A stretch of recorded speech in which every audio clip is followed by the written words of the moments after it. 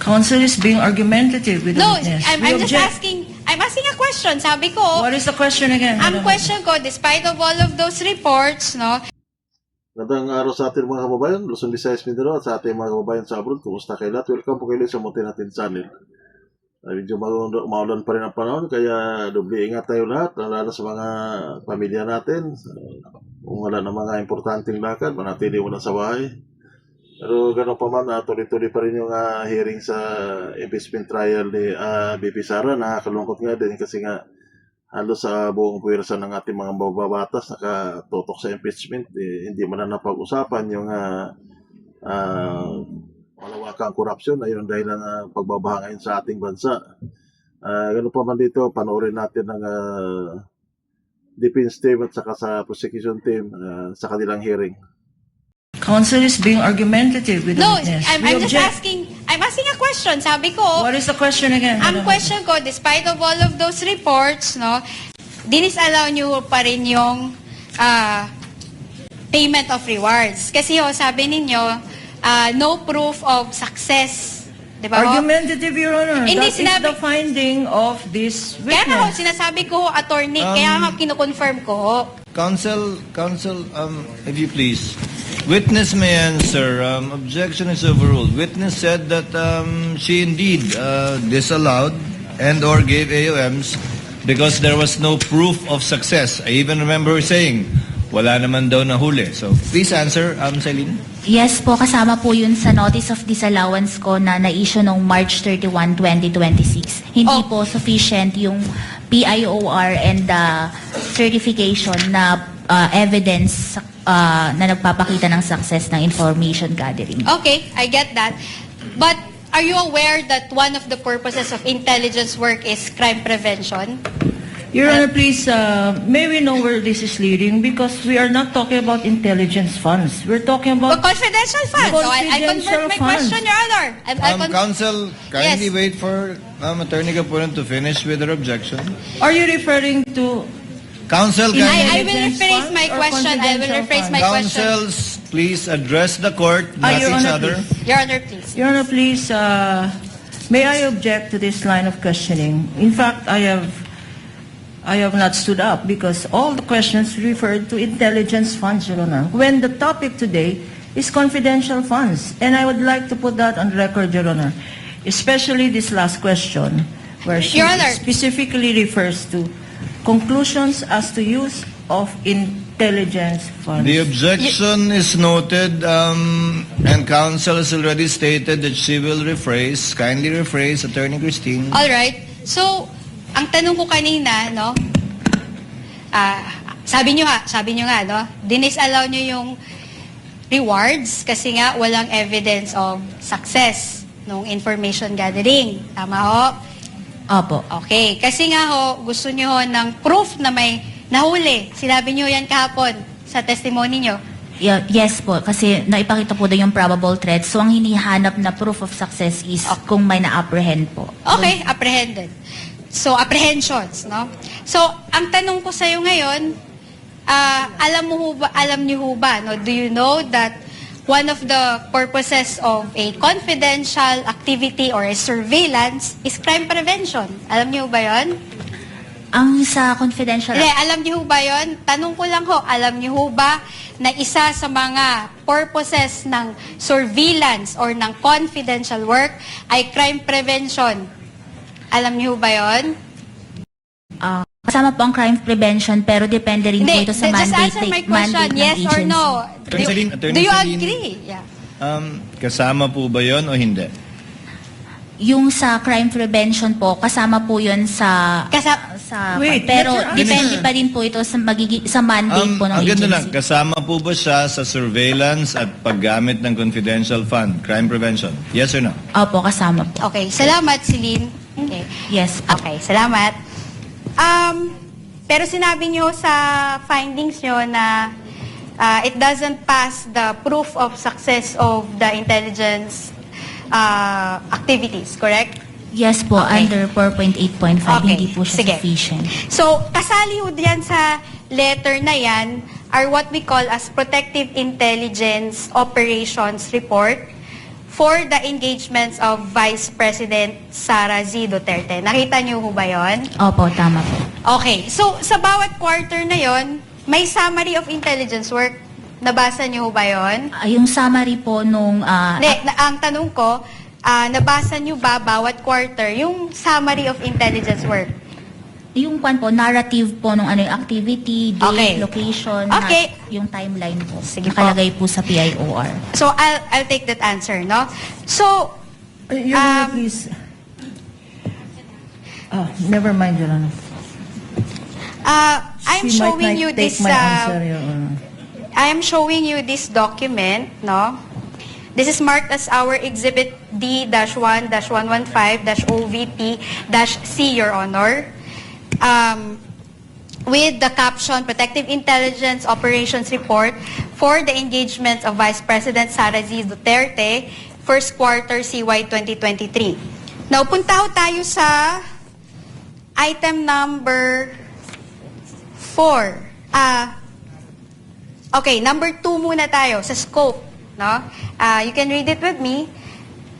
This report pertains to the narrative of events and accomplishments of VPSPG in terms of protective intelligence. Do you confirm that? Protective intelligence operations. Opo, tama po.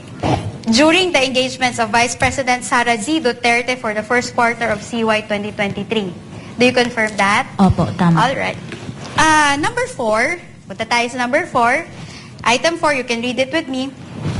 The protective intelligence activities carried out in support of the Vice Presidential Security and Protection Group's protective security operations for the places of engagement of the Vice President Sara Z. Duterte or Vice President Sara Duterte from January 1 to March 31, 2023 are listed below.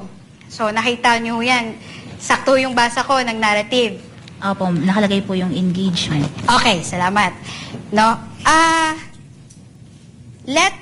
Pero nakalagay ho dito in support of the Presidential Security and Protection Group's protective security operations. Based po sa document. Alright, sige. Letter A. Nakalagay dito ika 106 na taong pagkakasarinlan ng Bustos Minasa Festival Ceremony Opening. So nakalagay date covered January 2 to January 10, 2023. Location BMA Park, Poblacion, Bustos, Bulacan. Number 3, probable threats, NPA and criminalities. So number 4, detailed intel collection team, ICT. Nakita niyo ba yan? Opo, based po sa document. Okay, salamat po. Nakalagay ho sa timeline of activities na to, may nakalagay yung table, no? Tingnan lang natin isa-isa, no? Kung ito ba talaga ay intelligence work o hindi, no? So, etong number 5, tingnan ho natin yung item number 5. Liaising with intel operatives and respective informants of the PNP for the data information gathering needed for the threat assessment on criminalities in the municipality of Bustos and its neighboring communities. Ano yan? Intelligence work ho yan? Or ano lang ng admin work lang ng Office of the Vice President? Ang pagkakaintindi ko po dyan, yan yung naging part ng ano yung activities, yung sa... Hindi, tatanungin kita, based on how it appears, ano yan? Liaising with intel operatives, ano yan? Normal lang ho yan sa Office of the Vice President na mag-liaise with intel operatives? Or part ho ba yan ng intelligence work? Sa tingin nyo lang ho.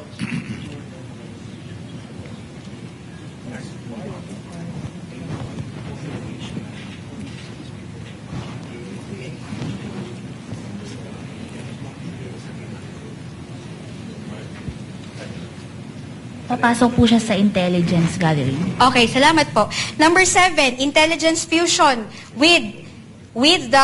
for the threat assessment and situation update. Ano ho yan? Papasok ho yan sa intelligence or normal work lang yan ng OVP? Sa intelligence. Salamat po.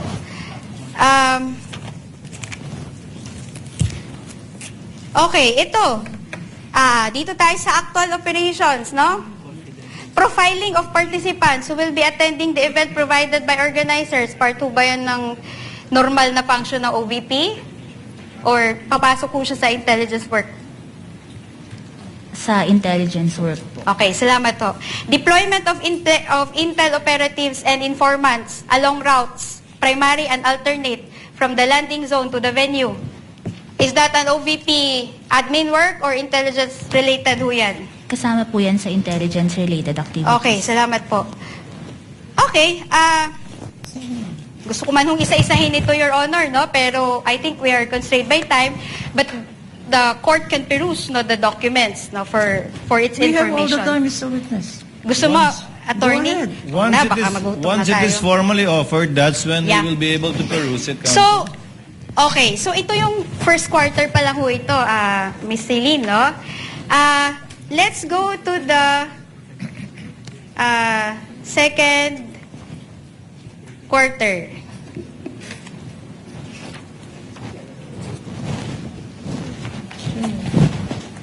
Okay. So, punta ho tayo sa second quarter ng 2023. Okay. It is covered by the same letter of Mr. Lachica. Okay. So, punta ho tayo dito sa title, no? By the way, Your Honor, this is marked as our Exhibit D-1-115-OVP-M. Okay. So, ang title ho nito ay Protective Intelligence Operations Report for the Engagements of Vice President Sara Z. Duterte, second quarter 2023. Now, punta ho tayo sa scope. Basahin ho natin, Ms. Celine, no? This report, number 2, item 2, this report pertains to the narrative of events and accomplishments of VP-SPG in terms of protective intelligence operations during the engagements of Vice President Sara Z. Duterte for the second quarter of 2023. Tama ho ba yung binasa ko? Opo, tama po. Okay, salamat po. Narrative, number 4, the protective intelligence activities carried out in support of the Vice Presidential Security and Protection Group's protective security operations for the places of engagements of the Vice President Sara Duterte from April 1 to June 30 2023 are listed below. Sige ho. Letter A, puntahan ho natin yung letter A, no? Yung caption ho niya, National Economic and Development Authority Social Development Committee, Cabinet level meeting. Do you see that? Opo, tama Okay. So, yung date covered po niya ay April 2 to 5, 2023. Tama ho ba? po. Opo. Okay. Location ho niya ay Astoria Plaza Hotel, 15J, Escriva Drive, Ortigas Business District, Pasig City, Metro Manila. Tama ho? Opo, tama po. Okay, thank you. Nakalagay ho ang possible threats. Letter A, cost-oriented groups, open close parenthesis, NDF. And letter B, criminal groups. Nakita niyo ho ba yan? Opo. Okay. Number 4, detailed intel collection team, ICT. Tama po? Opo, tama po. So, number 5, nakalagay na dito yung timeline of activities. No, as shown below, the timeline of activities for the engagement of the Vice President. Now, punta ho tayo sa number 3. Okay. Liaising with intel operatives and respective informants of the PNP for the data information gathering needed for the threat assessment on criminals in Pasig City and its neighboring communities. Ano ho ba yan? Administrative work lang ho ba yan ng OVP or part ho ba yan ng intel work? Tingin niyo ho. Intel work po. Okay. Number 6, intelligence fusion for the threat assessment and situation update. Intelligence work or normal lang yan na part ng OVP? Admin work? Intelligence work po. Okay, salamat po. Okay. Eto, number 8, ocular inspection, casing and surveillance of the venue. Ano ba yan? Part lang yan ng OVP admin work or intelligence work po yan? Sa tingin niyo po? Intelligence work po. Okay, salamat po. Number 12, final briefing to Intel operatives and informants. Part 2 ba yan ng sorry, okay. Final briefing to Intel operatives and informants, is that part of the confidential operations of the VP, OVP, or normal work lang yan ng OVP? Papasok po siya as confidential work. Okay, confidential work, no? So, actual operations, ito, number 14. Okay, number 14 tayo. Number 13 muna. Ito, interesting. Profiling and security tagging of participants who will be attending the event. Part 2 ba ng confidential activity yan? Or normal lang yan na part ng OVP? Admin work. Number 12 po. Kasama po sa parang papasok sa surveillance. Okay, surveillance, no? Number 14, okay, deployment of Intel operatives and informants along routes, primary and alternate from the PNP and MMDA. Part 2 ba yan ng surveillance activities or normal lang yan sa OVP? Part po ng surveillance activities. Okay, salamat po. Number 16, provided intelligence coverage prior to the arrival, actual, and departure of the Vice President. Part 2 ba yan ng surveillance or normal lang yan sa OVP? Surveillance po. Okay, salamat. May nakalagay dito na post operations, no? Okay, number 18. Continuous collaboration with the Intel operatives of Pasig City Police Office. Surveillance ba yan or normal lang na admin work yan ng Office of the Vice President? Surveillance po. Okay, salamat po. Sige. No. Meron pa tayong ibang nakalista ho dito which the Honorable Court can also peruse. Okay. So, punta ho tayo sa third quarter. Another letter to certification. Okay. Okay. Punta ko tayo sa third quarter. Covered ho to ng certification pa ho ni Mr. Lachica ho, no? Na dated April 6, 2024. Yung sa third quarter po, September 30, 2023. Yes, pero I mean, covered pa yun ng submission kasi nakalagay naman dito. Wait, excuse me. Saan yung letter?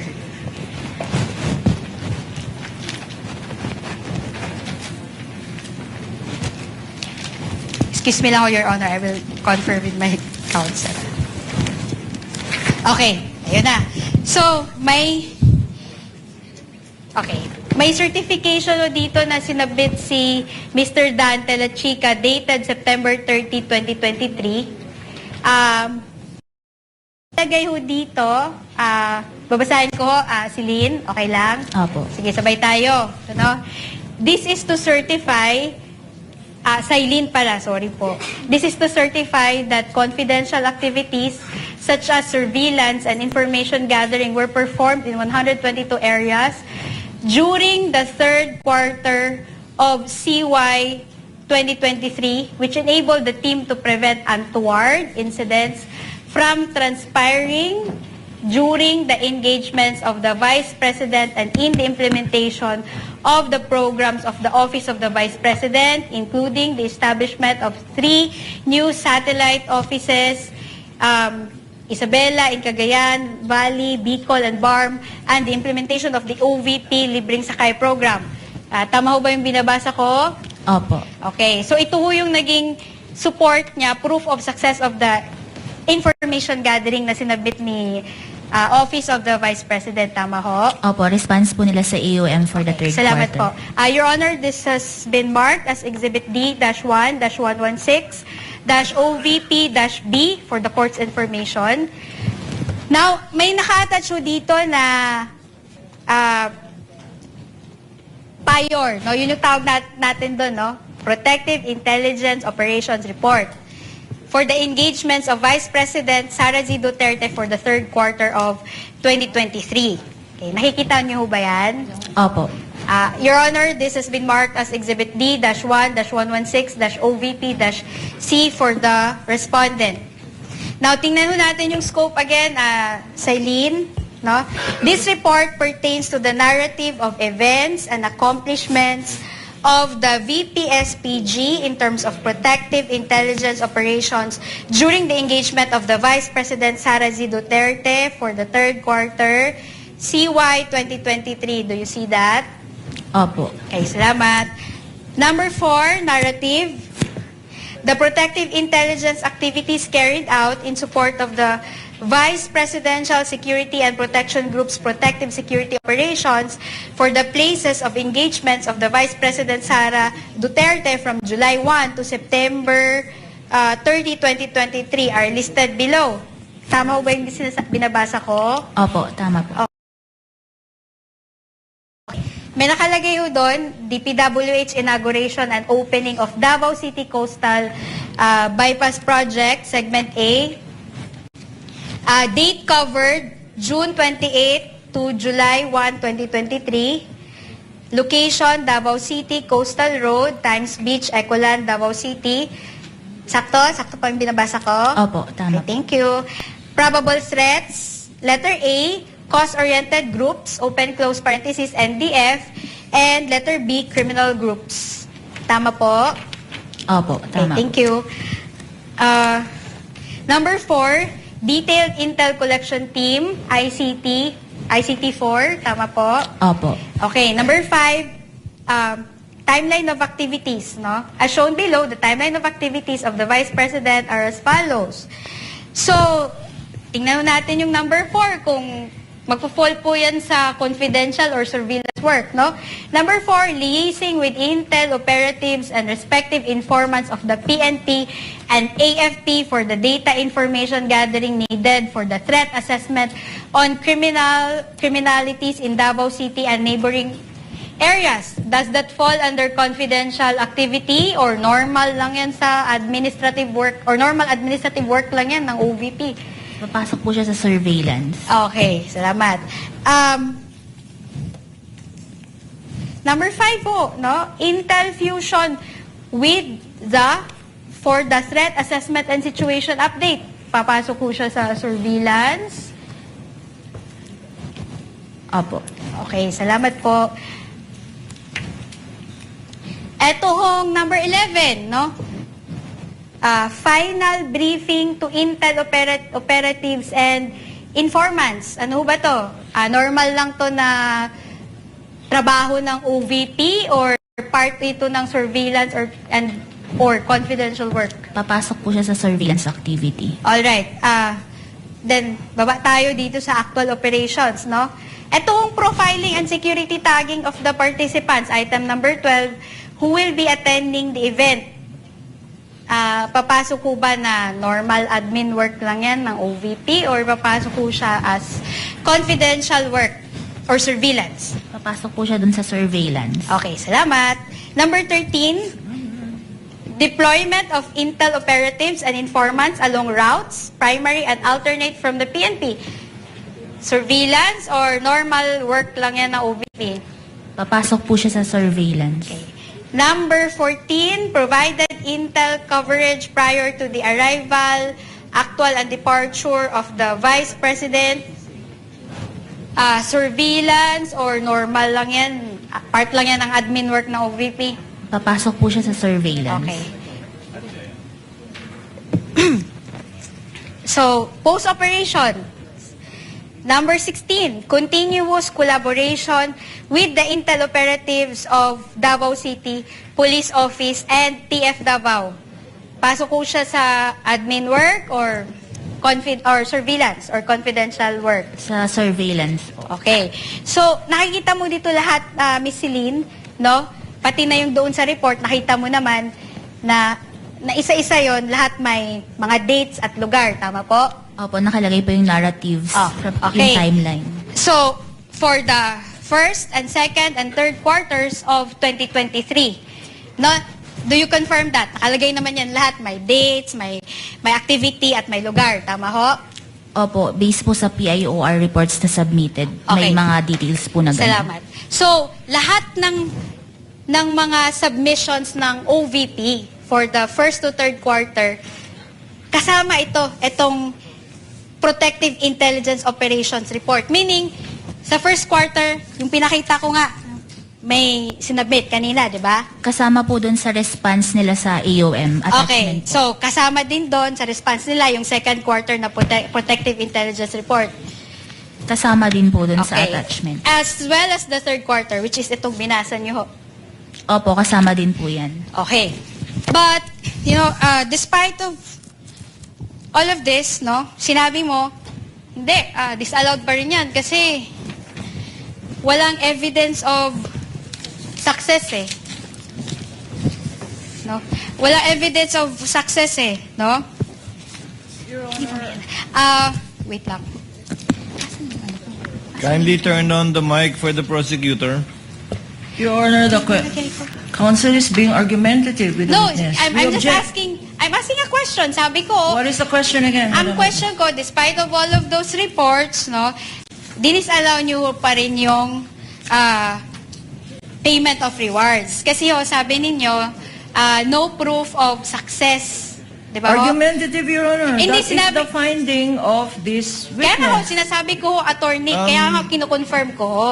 Counsel, if you please. Witness may answer. Objection is overruled. Witness said that she indeed disallowed and or gave AOMs because there was no proof of success. I even remember her saying, wala naman daw nahuli. So, please answer, Celine. Yes po, kasama po yun sa notice of disallowance ko na na-issue noong March 31, 2026. Hindi Oh. po sufficient yung PIOR and the certification na evidence na nagpapakita ng success ng information gathering. Okay, I get that. But are you aware that one of the purposes of intelligence work is crime prevention? Your Honor, please, may we know where this is leading? Because we are not talking about intelligence funds. We're talking Well, about... confidential funds. So I convert my Confidential funds. question, Your Honor. Counsel, kindly Yes. wait for Attorney Capulan to finish with her objection. Are you referring to... Counsel, I will Intelligence rephrase funds my or question. I will confidential rephrase my funds? question. Counsels, please address the court, not Your each Honor, other. please. Your Honor, please. Your Honor, please, may I object to this line of questioning? In fact, I have not stood up because all the questions referred to intelligence funds, Your Honor, when the topic today is confidential funds. And I would like to put that on record, Your Honor, especially this last question, where she Your Honor. specifically refers to conclusions as to use of intelligence funds. The objection is noted, and counsel has already stated that she will rephrase. Kindly rephrase, Attorney Christine. All right. So, ang tanong ko kanina, no, sabi nyo nga, no, dinisallow nyo yung rewards kasi nga walang evidence of success nung information gathering. Tama ho? Opo. Okay. Kasi nga ho, gusto nyo ho ng proof na may nahuli. Sinabi nyo yan kahapon sa testimony nyo. Yes po, kasi naipakita po doon yung probable threat. So, ang hinihanap na proof of success is kung may na-apprehend po. Okay, apprehended. So, apprehensions, no? So, ang tanong ko sa'yo ngayon, alam niyo ho ba, no? Do you know that one of the purposes of a confidential activity or a surveillance is crime prevention? Alam niyo ba yon? Ang sa confidential... Hindi, alam niyo ho ba yon? Tanong ko lang ho, alam niyo ho ba na isa sa mga purposes ng surveillance or ng confidential work ay crime prevention? Alam niyo ho ba yon? Kasama po ang crime prevention pero depende rin po ito sa just mandate, answer my question, mandate ng yes or agency. no. Attorney Do you Celine. agree? Yeah. Kasama po ba yon o hindi? Yung sa crime prevention po, kasama po yun sa... Wait, pero let her depende answer. pa din po ito sa, sa mandate po ng Ang ganda agency. lang, kasama po ba siya sa surveillance at paggamit ng confidential fund, crime prevention? Yes or no? Opo, kasama po. Okay, salamat Celine. Okay. In fact, meron tayong tatlong klase ng surveillance work. Alam niyo ba 'yon, Celine? May background ho kayo sa mga surveillance, intelligence work, confidential work. Based lang po sa joint circular na for surveillance activities yung confidential fund. So actually, yung surveillance do you agree with me, may tatlong klase ho yan. Una, preventive surveillance. Alam niyo ba yun? No basis, Your Honor. No basis Hindi, for tinatanong this ko lang ho question. kung alam niyo ho ba. Your Honor, the surveillance work that this Your Honor- witness testified to